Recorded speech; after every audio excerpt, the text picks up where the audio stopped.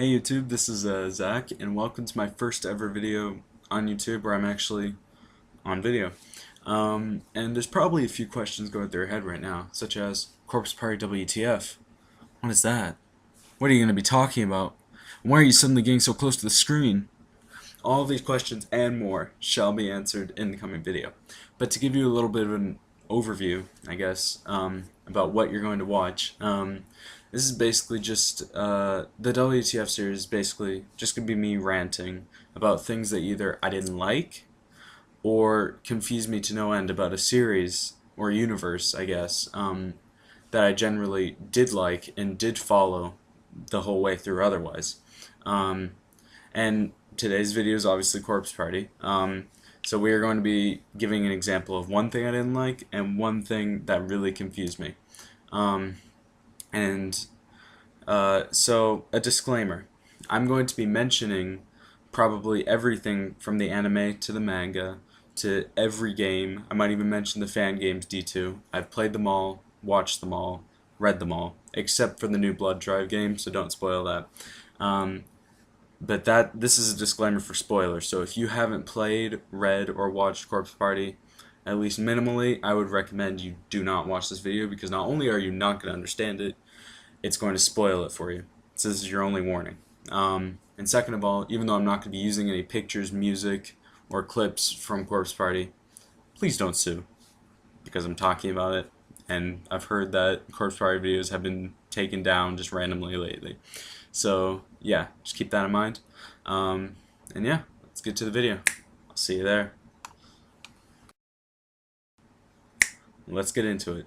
So I think that there might still be a little bit of misconception about what I'm going to be talking about. And some of you may be thinking, oh, this guy doesn't like Corpse Party. No, it is actually my favorite horror series of all time. That may not be saying a lot considering I don't really like horror games a lot, but it's also one of my favorite media series of all time. I honestly think that it's very well written, which a lot of people don't really see it as well written. They just see it as like horror with no real plot or whatever. But I think that it's actually really well done.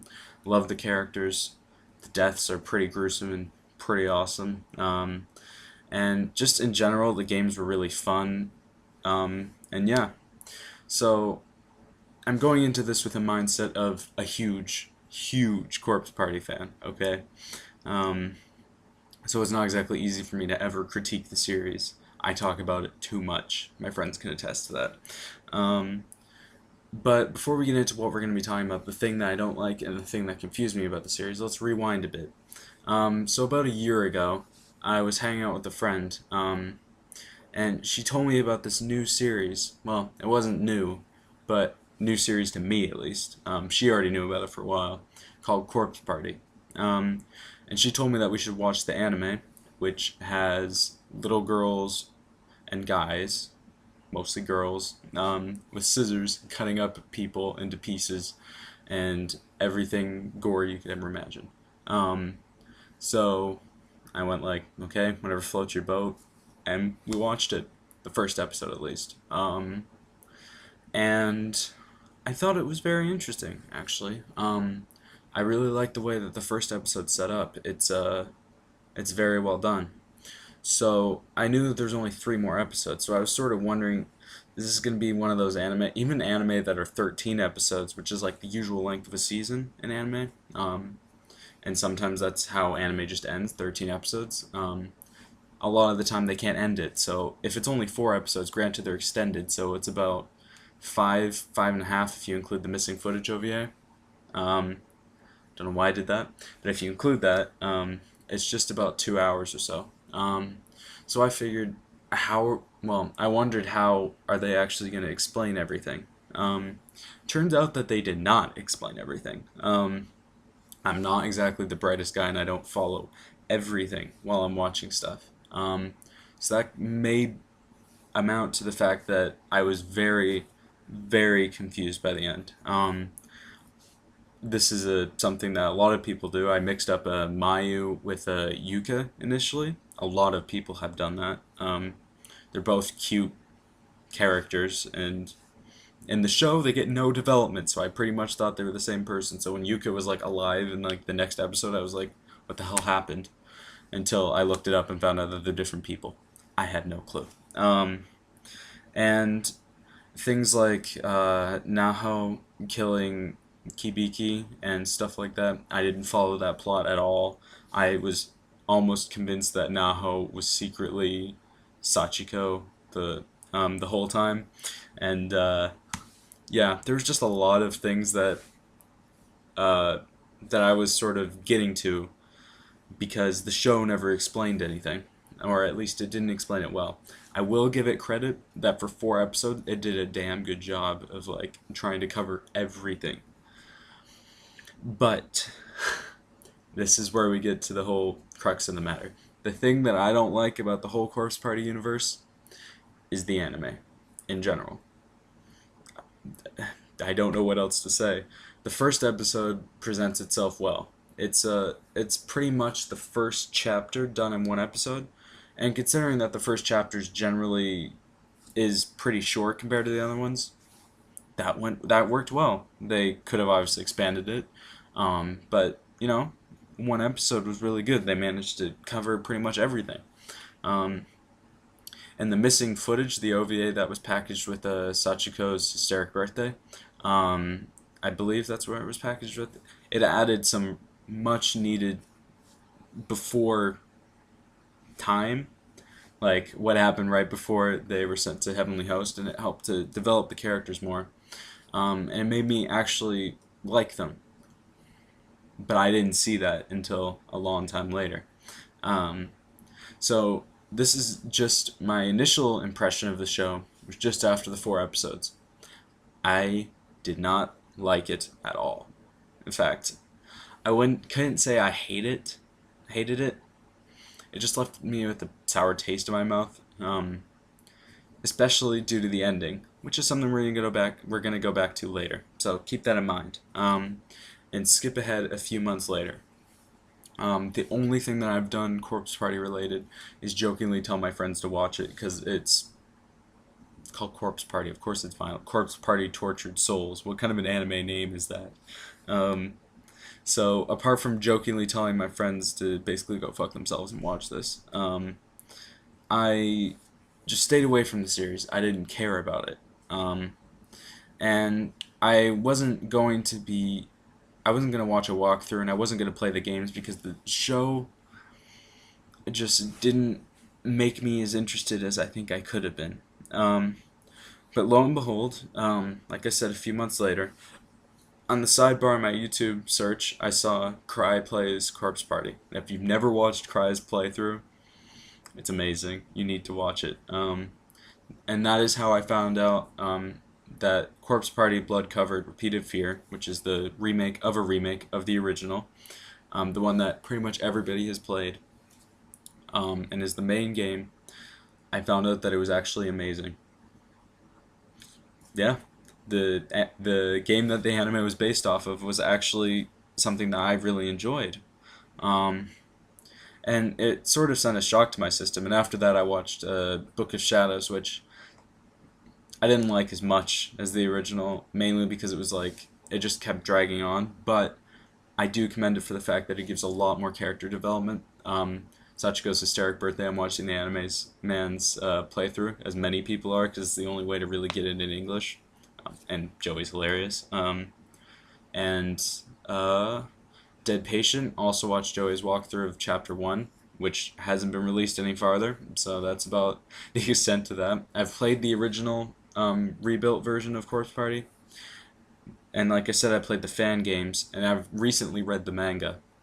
And all of that culminates together so that on top of me searching this, there is one thing which truly confuses me about Corpse Party, and nobody has actually explained it.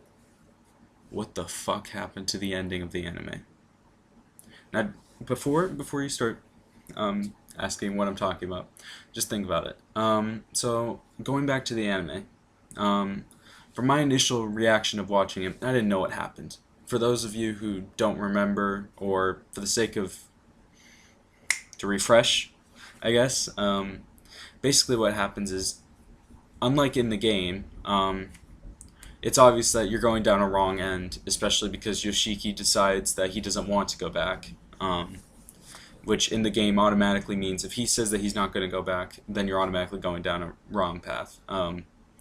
And when he doesn't do that, obviously I didn't know that the first time watching it, that was going downhill. I could tell, but so this is basically, the show is giving like a possible bad end that wouldn't have been possible in the game because it would have taken way too many choices and variables for them to program in. So I commend it for that. It's cool. But what isn't cool is what actually happens in the ending. Yoshiki and Yuka's deaths were very unnecessary, but that's not the thing that confuses me. Of course, it's a complaint. I mean, they really didn't deserve that. None of the characters did, obviously. But that just really bugged me because it just sort of happened like that. And Miss Yui's death, oh my god. She just like went like that, just stood up and a board cut off her neck. That was so random. Morishige, Mayu, and Seiko all had similar deaths to that in the game. So while I wouldn't like them to die, I like the characters a lot. I can't complain that the anime did that differently. I'm not saying it's bad to be different. But now we're getting on to the real problem, and that is Satoshi's death. And the main reason that is so bad is because it makes no sense. What happens is that him, Ayumi, and Naomi, or Naomi, however you want to say it, are all standing in a circle outside, ready to go home, chant, whatever. After Satoshi's been like stabbed in the gut, like really hardcore with a machete or whatever Sachiko had, just a flesh wound, just fucking walk it off, whatever. They're ready to go home. They got the pieces of paper. Everything's peachy. Or is it? It's revealed that Naomi does not have her sheet of paper, which is a major divergent thing from the game, in which case, no matter which path you take, Naomi will always have her piece of paper. Because, well, no, she won't always have her piece of paper, but it will always be found by Ayumi. Whether or not Ayumi gives it back or not, it depends. I mean, if you're on a wrong end, she'll burn it. What the hell was that? That was a horrible ending. The only time where that doesn't happen is in the manga, where Satoshi and Naomi are knocked to the ground by a pile of wood. I believe they're under rubble because of ghosts and stuff that attacked them. And the scrap of paper was found somewhere else. I don't quite remember where. So if we're going off that timeline, I'm assuming that this is a new one because they did not get attacked by the rubble, and everything else did not get attacked by the rubble. They were not crushed by rubble in this version, and the game's version also didn't happen. So basically, the scrap of paper is obviously a new thing for the anime, which is fine. You know, invent new things for the anime. It's a new story. That's fine. I appreciate that. It means that the creators honestly put time and effort into the thing. But what happens next is really confusing because all three of them put their pieces of paper together. Satoshi tells Naomi, no, before that, Satoshi tells Naomi that she can have his piece of paper because he has Yuka's. And as you all probably know by this point, which I didn't notice at first, the camera zooms into Kizami's school ID thing wallet, which implies that Satoshi used Kizami's piece of paper, not Yuka's. So then when Naomi and Ayumi get sent back, they're each holding an arm from Satoshi. So that's what happens. Whether or not Satoshi actually used the piece of paper or not, used Kizami's willingly, I mean. Maybe he thought it was Yuka's, or maybe he did it because he wanted Naomi to be safe and he knew that she wouldn't let him do it otherwise. Whether or not that's true doesn't matter. It's irrelevant. Because it creates a plot hole in the series that nobody you can argue this all you want, but nobody's proven for sure what actually happened. Because it's unprecedented. It doesn't happen in any of the games unless it happens in Blood Drive, which, again, I haven't played it, so I don't know. Um, but to actually use someone else's piece of paper from like a different school and go back that way, um, that's never happened before. So for something like this to happen, and for them to each be holding one of Satoshi's arms when they go back, is something that is completely unexplained. Fans have come up with theories of their own, like a lot. The most common one is just that Satoshi was left there on the ground, like without his arms, so he was bleeding out or something. Another interesting one, which isn't as common, is that he was actually transported back into Kizami's school without his arms. Neither of these theories completely make sense, however. They're both good theories, but they're just that, theories. It hasn't been proved. I don't know how many times I could say theories. But neither of them have been proved because of one simple thing. How were his arms moved in the first place? Because obviously it was probably more just an artistic decision. Because it's just to show you that, well, we don't like you. And considering that Satoshi was one of the only good characters in the show, off topic here for a second, but I don't know if I mentioned this, but when I had first watched the show, I didn't care about any of the characters. At all. Really. They didn't give enough development for any of them. So the only ones I really cared about were Ayumi, Yoshiki, and Satoshi, because they were the only ones that actually did shit. Naomi, I thought, was the most useless character, when in the game, she's like my favorite female character. Probably my favorite character in general. But in the show, she doesn't do anything. She's just there when Seiko hangs herself. She hangs her. And after that, she just appears at the end, goes insane, and then gets sent home without doing anything. And that really bugged me when I watched the show, that Yoshiki, who did all the work, died, and so did Satoshi. Ayumi technically did more, I guess you could argue, but she made it out, so I was happy with that. I really liked Ayumi. I still do. She's an awesome character. But, I felt bad for Yuka mainly just because she was the youngest of them all, and you kind of have to feel bad. Mayu, I felt really bad because she's just innocent and adorable. Morishige, I was kind of surprised considering how level-headed he was. And technically, even though he took all those pictures of corpses, he was more level-headed than the rest. And Miss Yui's death just came out of nowhere. And Seiko's death, while I cared about her in the game, again, I couldn't care about her in the show. I know she's like the fan favorite, and I love her to pieces now. But nothing in the show made me like her really that much at all. She was just sort of a throwaway character like most of them were to me. Anyway, that was off topic, but it wasn't really, because what I'm trying to say is that I think that the directors of the show basically made them hold on to the arms still when they transported to show the fact that this ending is supposed to be as bad as possible. Because I don't know if they purposely made Satoshi one of the only decent characters in the show, but that's how it is, and it sort of shows that no one made it out that you wanted. Ayumi made it out, and if you liked Naomi in the show, she made it out. I liked her in the game, so that's fine. But it doesn't make any sense, because it's been proven many times over that you are not able to pass without your piece of paper. Scrap of paper, whatever. So even single body parts like your arm shouldn't have been able to make that leap. But they still did.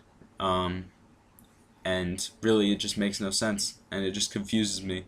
So yeah, that is the thing I don't like, the anime essentially, and the thing that confused me, the anime's ending. Mainly because no matter how much you look it up, how much you try and cross-examine it with any game, manga, or the rest of the anime, you will not find any concrete proof about what it is, unless I missed some random interview, in which case the creator of the game, an anime, revealed it. But otherwise, it's just a plot hole that was sort of made just to bug you that Satoshi had to die. And it sort of cemented the anime as having one of the worst endings ever, and anybody who's seen it agrees. So yeah. Anyway, thank you guys so much for watching. This has been really fun to make. This is like my third time trying to film this, though, because every time I did, the footage did not want to convert and be edited, whatever. So I hope you guys enjoy. It's not quite as funny as the other attempts were, but whatever. This is the last time I'm doing it. If you want more WTF videos in the future, they're coming. I don't know about what. I'm gonna just do them from random universes. And yeah, please leave a comment, like if you enjoyed, subscribe to our channel if you want to see more of these videos. And yeah, this is about 20 minutes, isn't it? Yep. Okay. Well, thank you for sticking along around this long. I hope it was informative, and leave your response to my question about what the ending was, what your opinion on it was, whether you liked it, and whether you have a different theory about what actually happened. So yeah, I'll catch you guys later.